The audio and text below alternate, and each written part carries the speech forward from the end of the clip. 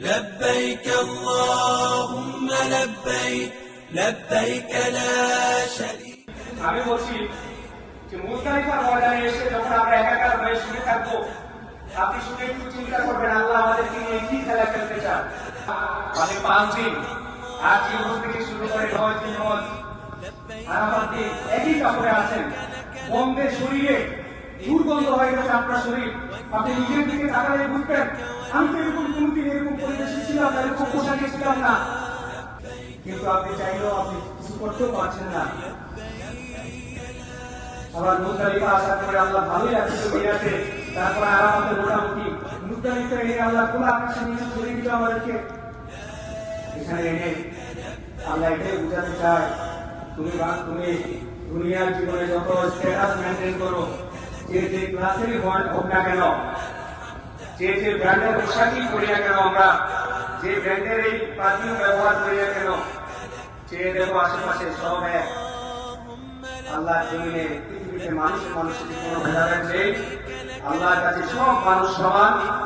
আল্লাহর কাছে শুধু মর্যাদার অধিক হচ্ছে তাকওয়া, কে বেশি পরিষ্কার আল্লাহ ভীতু, সেটাই হচ্ছে মর্যাদার একমাত্র কাঠামো। দুনিয়ার জীবনে মানুষকে আরাফাতের ময়দানে মিনা মুজদালিফায় হজ করিয়ে আল্লাহ মানুষকে এই মেসেজটাই দিতে চায় যে তোমরা এতদিন যেভাবেই ছিলে, আজকে চেয়ে দেখো তুমি আর আমি, তুমি আর আফ্রিকার একজন কালো নিগ্রো তোমার পাশে শুয়ে আছে। তোমার যে পোশাক আফ্রিকার তাই পোশাক, তোমার যে পোশাক আমেরিকার তারও একই পোশাক। কোনো ভেদাভেদ নেই, মানুষের কোনো ভেদাভেদ নেই।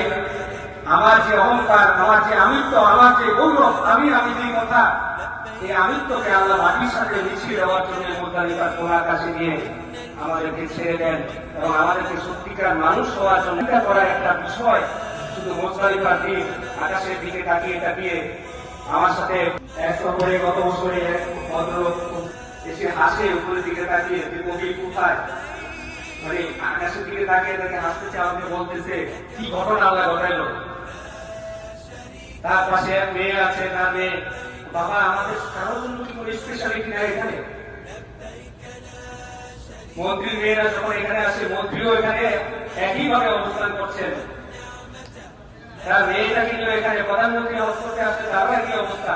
কিন্তু চেয়ে দেখেন আল্লাহ আপনাকে আমাকে হজ করানোর 5 দিন এখন তো আমরা ভুলে আছি, খুব রিল্যাক্সে আছি।